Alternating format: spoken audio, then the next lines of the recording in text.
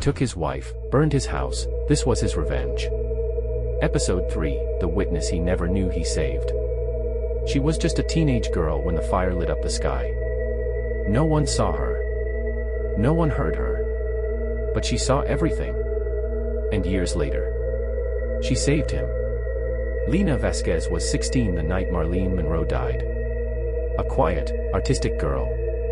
Lived with her grandma 2 trailers down from Caleb's property. Kept to herself.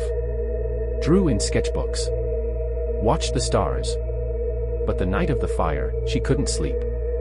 Too much shouting. Too much smoke. So she grabbed her phone. And opened her window.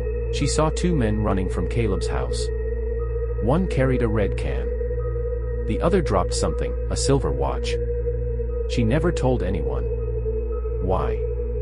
Because she recognized one of them, a sheriff's deputy. Her uncle's friend. A man who'd threatened her cousin once. She was afraid. And when the town called the fire an accident, she stayed silent. Until now. It had been 4 years. Lena was 20 now. In college. Still quiet. Still drawing. But one morning, she saw something on YouTube. A video titled, The Fire That Exposed an Empire. It was Caleb's story. Faceless. Narrated. But she knew. She remembered that night. That scream. That man. And something inside her clicked. She wasn't crazy. She wasn't alone. So she went back to Ashridge.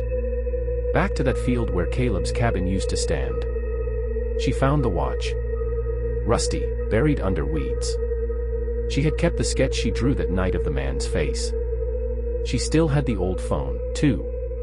There was a 10-second video. Grainy. Dark. But it showed a silhouette. A uniform. A gas can.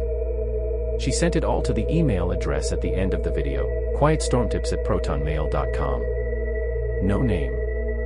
No message. Just, I saw what happened. I kept it. I'm sorry I waited. Caleb had moved on. He lived far from Oregon now. But when that email came in, everything stopped. Lena didn't know it. But the man in that video. Deputy Rick Halberd. Still working. Still untouched. Until Caleb turned her evidence over to the state attorney general. Within weeks, Halberd was arrested. Not just for arson, but for multiple suppressed reports. One of which connected him to 2 other land fire incidents across the state. Lena was called in to testify. She shook. She cried. But she stood. And when asked why she finally came forward, she said, because someone fought for the truth when he didn't have to. And I couldn't let him fight alone. Caleb never met Lena. Never asked her to speak. But her courage helped end it. Not just for Marlene. But for everyone who'd been silenced. The developer's empire was gone. The sheriff's department was audited. And the town of Ashridge. It got a little quieter. A little more honest. Caleb's war ended. Not with fire. Not with fists. But with a girl who waited 4 years to do what was right. Truth is a spark. Sometimes it lights fast. Sometimes it hides. But when it finds the wind, it burns everything down. If you love true crime stories, subscribe now for more stories.